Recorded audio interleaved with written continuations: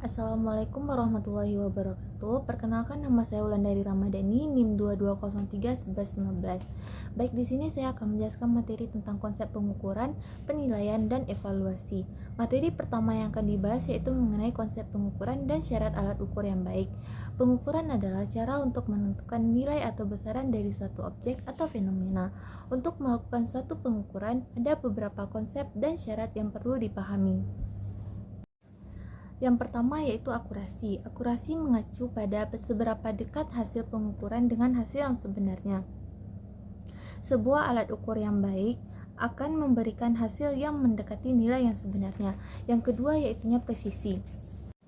Presisi yaitu sejauh mana hasil pengukuran bersifat konsisten dan dapat diulang. Yang ketiga yaitu resolusi, adalah kemampuan alat ukur untuk membedakan perubahan kecil dalam besaran yang diukur. Selanjutnya kalibrasi, yaitu alat ukur yang harus secara teratur dikalibrasi atau disesuaikan dengan standar yang sudah ditetapkan atau SNI, Standar Nasional Indonesia. Yang kelima ada reproduktibilitas. Hasil pengukuran yang baik dapat direproduksi oleh orang lain menggunakan alat ukur yang sama dan metode yang sama.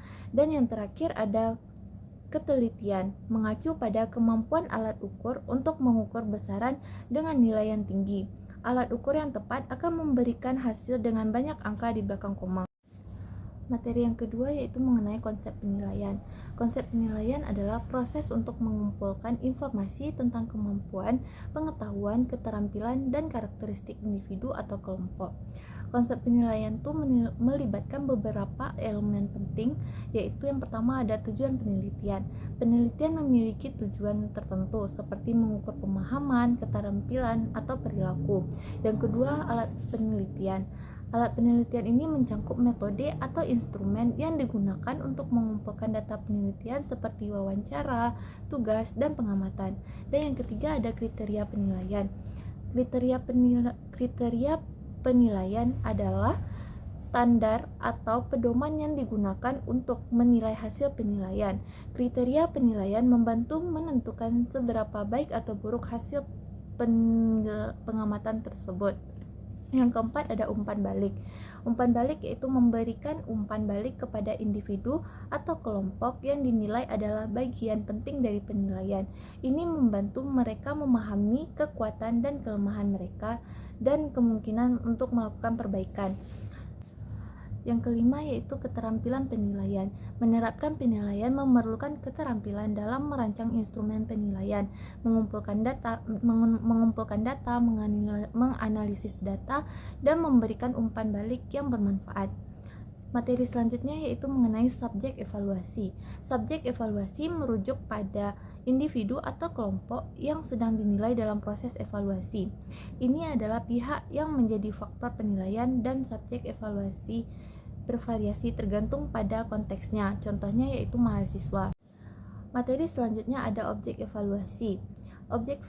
Objek evaluasi adalah apa yang ingin dinilai atau diukur dalam konteks proses pembelajaran.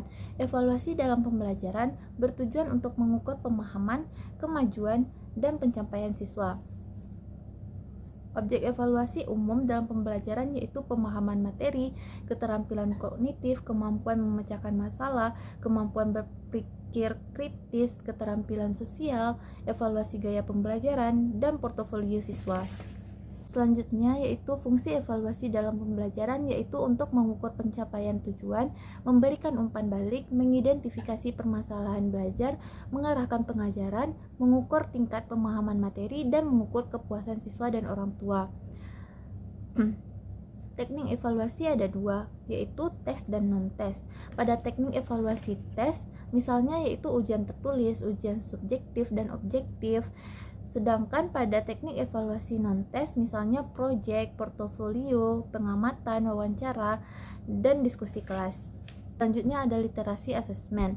Dalam pembelajaran merujuk pada kemampuan siswa untuk memahami, menginterpretasikan, dan mengambil tindakan berdasarkan hasil asesmen atau penilaian yang diberikan dalam konteks pembelajaran, mencangkup pemahaman siswa tentang tujuan asesmen, jenis asesmen yang digunakan, dan cara menggunakan hasil asesmen untuk meningkatkan pemahaman dan kinerja mereka.